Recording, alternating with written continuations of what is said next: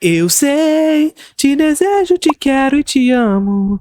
E assumo que é pra valer. Serviço de atendimento ao cinéfilo. Qual sua pergunta? Faz tempo que eu não faço isso, eu tô até com saudade. Bateu até uma nostalgiazinha com essa vinhetinha. Vambora! Professor, você poderia explicar mais sobre o seu processo de iniciação no cinema? A história de por que e como foi criado o Cineplot, o canal, etc. Gostaria de conhecer mais sobre sua trajetória nesse meio, já que é uma inspiração pra mim e muitos outros. Claro, só comente o que for possível e o que desejar. Abraço. Então vamos lá, a história que eu sempre conto pra galera, a história romântica envolvendo o meu início na cinefilia, é quando eu frequentava a locadora. E essa história é verdadeira, tá? Não é uma história mentirosa não, mas é quando eu frequentava a locadora e lá na locadora, na prateleira de terror, que era uma das prateleiras que eu mais frequentava, o balconista me indicou que eu assistisse Psicose. Essa história é verdadeira e de fato eu aluguei Psicose e foi um filme que abriu minhas portas para alguns filmes diferentes dali por diante. Eu, ao assistir Psicose, tive um contato distinto de assim, olha, tem coisas diferentes para conhecer. Aí o balconista da locadora começou a apresentar outras coisas diferentes ali também, me apresentou Kubrick e outros autores dali por diante. Porém, o meu incentivo inicial, eu também já contei essa história para vocês em outros momentos, sobretudo lá no Vertigem, foi quando eu assisti Bandidas, filme com a Penélope Cruz. Isso é verdade, gente, isso não é mentira. Por que eu digo que Bandidas foi um ponto inicial? Porque eu assisti esse filme, eu fiquei encantado, apaixonado pela Penélope Cruz nesse filme, e esse foi o motivo para que eu fosse atrás de todos os filmes possíveis em que a Penélope Cruz estava atuando. E nesse caminho, eu acabei conhecendo o Pedro Almodóvar, que hoje nem é dos meus diretores favoritos, mas acabou sendo uma porta de entrada para que eu pudesse conhecer outros autores. Foi ali que eu conheci Volver, por exemplo, um dos meus filmes favoritos, do Almodóvar, e dali por diante o balconista começou a me apresentar outras coisas diferentes, porque eu já estava inserido mais ou menos no cinema. E aí eu conheci Psicose, de Psicose eu conheci Os Sete Samurais, e daí por diante o caminho foi entrando. E daí surge o Cineplot, que inicialmente era só uma página no Facebook onde eu postava fotos, comentava brevemente sobre alguns filmes que eu gostava de assistir. Eu era jovem, eu tinha lá meus 15 até os 16, 17 anos quando eu fazia isso. Então eu só comentava os filmes, mostrava atores e atrizes que eu gostava, indicava 2, 3 filmes de cada um desses atores e atrizes. Era uma coisa muito simples, até que eu crio o site, crio o blog, o Cineplot. E o Cineplot foi um site de muito sucesso, eu diria. Ali eu comecei a ensaiar minhas primeiras críticas de cinema um pouco mais aprofundadas, eu já estava inserido no cinema de maneira um pouco mais abrangente, já tinha conhecido outros autores para além daquele primeiro panteão, digamos assim, dos autores que a gente começa a conhecer no início da cinefilia. Então eu começo a ensaiar minhas primeiras críticas, ainda, né, superficiais, etc, mas é sempre importante a prática. Então, ali eu começo a ensaiar minhas primeiras críticas, mas também, sobretudo, nesse início, começa a fazer muito sucesso no blog as listas. As listas que eu trago de autores da filosofia, eu trago listas de filmes que são inspirados, de alguma maneira, com pensamentos de determinados autores da filosofia, de autores da geografia e etc. E isso começa a fazer com que o site ganhe alguma notoriedade, ou pelo menos mais acessos ali. E aí, enfim, conforme isso vai acontecendo, eu vou aprofundando o meu estudo em linguagem, teoria, história do cinema, e aí eu vou construindo minha própria forma de pensar sobre cinema. Lembrando que, conforme isso vai acontecendo, eu entro na universidade, que foi um caminho também interessante nessa minha jornada com o cinema. Porque quando eu tô nesse processo de entrar na universidade, isso já faz tempo, eu tava em dúvida se eu fazia cinema ou se eu fazia geografia. E eu acabei fazendo geografia e essa foi a melhor escolha que eu pude tomar, pelo menos pra minha carreira. Por que eu digo isso? Porque eu não me vejo, e eu já respondi isso inúmeras vezes pra vocês, eu não me vejo trabalhando em set de filmagem. E eu acabei descobrindo que a minha escolha por geografia acabou por ser referente ao que eu queria verdadeiramente fazer, que é ser professor. E na geografia eu tive a oportunidade, estando numa universidade pública, eu tive a oportunidade de frequentar inúmeras outras faculdades. Então a UERJ, que é onde eu estudei, é um prédio enorme com 14 andares, que são, cada andar são 2 andares na verdade, então é muito andar na UERJ, e eu caminhava pela UERJ inteira. Então eu frequentei a faculdade de filosofia, a faculdade de história, frequentei a faculdade de educação, sobretudo a faculdade de educação, frequentei evidentemente a faculdade de geografia. E dentre essas faculdades que eu frequentei, na faculdade de educação, eu fiz parte de um projeto de extensão chamado Educação Poética. E na educação poética foi onde eu tive contato com a filosofia, que é onde eu continuo até hoje tendo uma base fundamental para minha crítica, tanto na geografia quanto na filosofia. Então a minha base crítica fundamentalmente se constrói na geografia, nos autores da geografia, sobretudo marxistas, e na filosofia, onde eu li muito Nietzsche, eu li Heidegger e eu li outros autores também. E foi nesse projeto Educação Poética da Filosofia que eu tive a oportunidade de ser convidado pelo professor, que era responsável pelo projeto, a começar a ministrar algumas palestras na universidade sobre cinema. E assim eu fiz. Em uma dessas palestras, o COART da UERT viu a minha palestra e me convidou para dar uma aula, para dar um curso semestral no COART. E a partir desse curso eu comecei a dar aulas de cinema, cursos livres de cinema. E um desses cursos de cinema presenciais que eu dava no COART, eu transformei num curso online, que foi o do Frame a Narrativa. Então veja como as coisas de alguma maneira estão sempre conectadas. O Cineplot foi crescendo em razão dos meus estudos com relação ao cinema na universidade e nesses contatos que eu tive em todas as faculdades. A minha graduação, a minha monografia foi sobre expressionismo alemão. Então o meu estudo, minha graduação, minha especialidade sempre foi sobre expressionismo alemão e posteriormente na dissertação, no mestrado, que é onde a gente vai chegar, eu adentro sob uma perspectiva do romantismo alemão e, portanto, como o romantismo influencia tanto no expressionismo quanto na formação do território alemão, sobretudo no Terceiro Reich. Então, eu vou partir sobre esse pressuposto. Já falei várias vezes para vocês sobre o romantismo aqui, inclusive eu quero trazer mais esse debate com vocês, em vídeos próximos aí, de entendimento do que é essa filosofia e como a filosofia do romantismo alemão pode influenciar no pensamento sobre cinema. Isso eu quero trazer para vocês de maneira mais aprofundada. Fato é que um primeiro curso que a gente vai ter vai ser o do Frame a Narrativa. E isso acontece antes da pandemia ainda. E depois do Frame a Narrativa veio o Clube do Leão, que foi o meu cineclube, em que muita gente que vocês conhecem na crítica, inclusive, fez parte. Eu não quero ficar citando nomes de quem fez parte do Clube do Leão, de quem vocês acompanham por aí fez parte do Clube do Leão, pra não achar que é tipo assim, olha lá, ele quer cantar vantagem, as pessoas são alunos dele. Não, não é isso, tá? Definitivamente eu não quero fazer isso, então eu não vou citar nomes. Se as pessoas quiserem se manifestar, elas se manifestam por elas mesmas. Eu não vou ser desse tipo, não. Mas algumas dessas pessoas fizeram parte do Clube do Leão, eu tenho muita felicidade de acompanhar algumas dessas pessoas. Algumas dessas pessoas são as pessoas que eu mais acompanho, inclusive na crítica hoje, porque são algumas da que eu realmente mais gosto de acompanhar, porque são muito bons no que fazem verdadeiramente. Depois do Clube do Leão, que foi um momento muito difícil na minha carreira, diga-se de passagem, que ele acaba adentrando pela pandemia, inclusive, foi um momento muito difícil porque eu tinha acabado de me casar, não estava mais com nenhum emprego, pandemia, né, professor não consegue porra nenhuma, não conseguiu porra nenhuma, e eu consegui um emprego online em que eu tinha que responder dúvidas de alunos de pré-vestibular e cada pergunta que eu respondia eu ganhava R$1,50.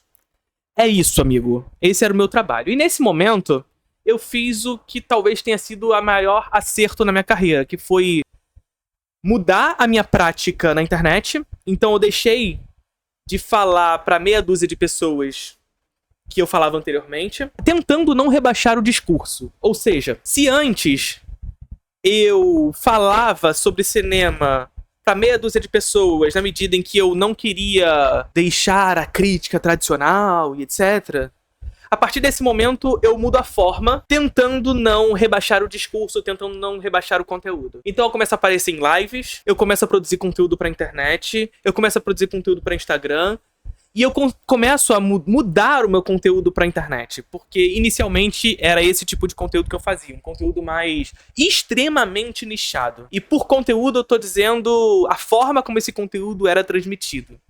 Acabava sendo um conteúdo que não ia passar daqueles 10 mil seguidores, daqueles 8 mil seguidores que estavam ali comigo, né? Eu mudo a prática.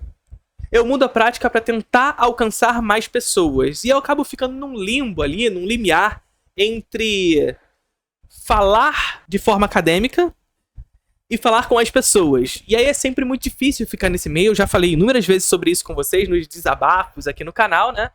Que ficar nesse meio acaba implicando numa escolha difícil, né? Porque, por um lado, a galera mais academicista, mais crítica tradicional, acha que eu tô rebaixando o discurso. Por outro lado, a galera que que gosta de filmes acha que eu sou pedante, que eu quero falar pra poucas pessoas, mas não, eu tô, na verdade, tentando trazer isso aqui pra cá. E é difícil, de fato, não é uma coisa fácil. Mas eu acho que eu tive sucesso nisso, apesar de eu não ser exatamente um dos maiores youtubers de cinema do Brasil, tô longe de ser isso, mas eu acho que eu tive sucesso naquilo que eu tô me propondo a fazer. E aí, junto a isso, talvez a maior das viradas, depois de ter mudado a prática, foi a criação do Introdução ao Cinema, que de fato fez com que eu pudesse crescer um pouco também mais financeiramente, poder dar, junto à minha esposa aqui, que trabalha junto comigo, uma dignidade pra minha família, que a gente pudesse minimamente conseguir trabalhar de maneira mais digna em termos de retorno, de fato, né? Pra vocês terem uma ideia, mais uma vez, eu respondia perguntas pra ganhar R$1,50 e eu fazia o Clube do Leão que eu ganhava R$1.400 por mês. Essa é a verdade, R$1.400. Desses R$1.400 eu tinha que pagar tipo R$180, R$200 para as plataformas onde eu tinha que hospedar as vendas, mais o custo de um Google Meet, etc. Ou seja, eu ganhava porra nenhuma. Eu ganhava menos que um salário mínimo para fazer o Clube do Leão. E essa virada foi fundamental para mim. E o trabalho continua até hoje. Eu acho que eu falei tudo, mas eu falei assim meio de supetão também. Talvez eu faça um vídeo pensando exatamente como é que foi essa minha trajetória. Vocês iam gostar disso? Eu falei pra caralho já também aqui, né? Vambora. Próxima pergunta. Quais os 5 melhores diretores de todos os tempos? Não sei se você já respondeu. Querido, eu já fiz um vídeo aqui no canal, inclusive, muito antigo sobre isso. Inclusive, eu reagi outra vez a esse meu vídeo antigo aqui no canal. Eu tenho um quadro aqui no canal. Um quadro, eu não posso dizer que é um quadro, porque foram 2 vídeos que eu fiz assim só, eu acho. Eu acho que eu só reagi a 2 vídeos meus antigos. Mas um desses vídeos que eu reagi foi a uma lista que eu fiz há muito tempo atrás dos meus 10 diretores favoritos. Dentre esses 10 diretores favoritos que eu fiz nessa lista antigaça, muita coisa mudou, pouca coisa permanece do jeito que tá. Do jeito que tá no vídeo, né? Mas ainda assim são diretores que eu realmente gosto, os que estão naquela lista. Então eu posso dizer que assim, já fiz uma lista dessa, mas não exatamente é uma lista que eu concordo hoje. Mas também é aquele negócio, né? Se eu fizer uma lista dessa hoje, amanhã já é diferente completamente. Muita coisa é muito sólida. Eu diria que são poucos autores que são verdadeiramente sólidos. Talvez assim, se eu for fazer uma lista só de 5, seriam autores muito sólidos no meu pensamento, naquilo que eu verdadeiramente gosto.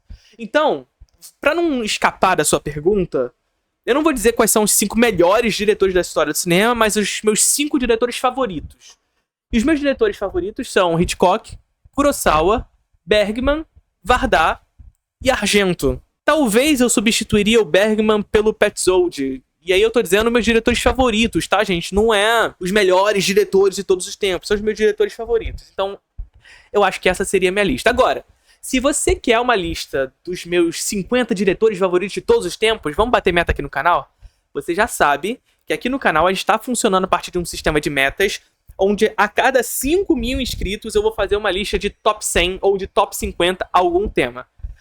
60 mil inscritos está chegando e eu vou trazer a lista de top 100 melhores filmes dos anos 90. Tá chegando essa lista. 65 mil ainda está em aberto. Quem sabe pode ser, por exemplo, a lista de melhores diretores de todos os tempos, ou dos meus diretores favoritos. Então se inscreve aqui no canal pra gente bater as metas, tá bom? Então tá bom. E antes da próxima pergunta, você quer a sua pergunta sendo respondida nesse quadro também? Então, nos comentários desse vídeo aqui, deixa a sua pergunta, tá? Então, já comenta aí. Pode ser elaborado, pode elaborar a sua pergunta. Felipe, qual sua métricas de estrelas para o Letterboxd? Tipo, já virou piada interna que quando assistimos um filme que você fez review e algumas vezes sua nota sai completamente oposta da maioria, ou você encontra algum significado em algum filme que as pessoas acham medíocre ou ruim, mas você dá uma nota alta. Mas pô, qual é a piada? Eu acho que tem uma piada interna aí que você não quis me contar. Eu acho que essa é a verdade. Tipo, recentemente vi que sua nota de Esqueceram de Mim 1, que você dá 2 estrelas para um filme tão inocente quanto aquele, enquanto o segundo filme, que é uma cópia da fórmula de roteiro do primeiro filme, você dá nota 3. Então, assim, vamos lá. Primeiro, não é porque um filme é inocente, um filme é bobo, que ele não pode ser analisado criticamente. Agora, pra deixar claro também, muitas das minhas notas no Letterboxd, gente, são notas que migraram do Filmou. Então, naquela primeira leva da galera que sai do Filmou pro Letterboxd, ainda existia um aplicativo que levava todas as notas do Filmou direto pro Letterboxd, ou pelo menos fazia com que todos os filmes que você logou no Filmou fossem direto pro Letterboxd. Só que esse aplicativo levava essas notas completamente avessas, então muitos filmes que eu dei nota 5 foram pro Letterboxd com nota 2, com nota 1, e assim, uma loucura. Então ainda existe muito filme lá no meu Letterboxd que tá nessa lógica, que tá com nota baixa porque veio do Filmou. Então, a primeira coisa que eu preciso que vocês tenham em mente é que não leva muito a sério a nota. De verdade, assim. É claro que tem muito filme lá no meu Letterboxd que não tem nada escrito. E aí vocês levam como parâmetros pra saber se eu gostei ou não de determinado filme a nota que eu dei ali, e tá tudo bem isso, tá? Agora, muitos desses filmes, infelizmente, foram por conta disso, então não leva muito a sério nesse sentido. Tá? Ou, por exemplo, você deu 1,5 pra Bring Her Back, que muitos dizem ser um ótimo terror e até um dos melhores filmes do ano, na opinião de alguns. Você exclui alguns atributos visuais e considera o contexto do filme? Não, eu não excluo nada, mas sim, eu considero o contexto do filme. Sempre eu vou considerar o contexto do filme. Sempre eu vou considerar o contexto da obra, contexto histórico em que a obra está sendo realizada para analisá-lo. Esse é um método que eu uso, é um dos meus métodos fundamentais, é analisar o contexto e, claro, a proposta estilística que o filme deseja compor para o seu resultado. Né? Mas assim, sobre o caso de Bring Her Back, eu escrevi lá o motivo, tem um texto, e isso significa que se você quer saber o que eu acho do filme, é muito mais interessante que você leia o texto do que você considere a nota. Esquece a nota. Se eu não pusesse nota ali, ninguém ia ficar tão triste assim com minha opinião sobre Bring Her Back.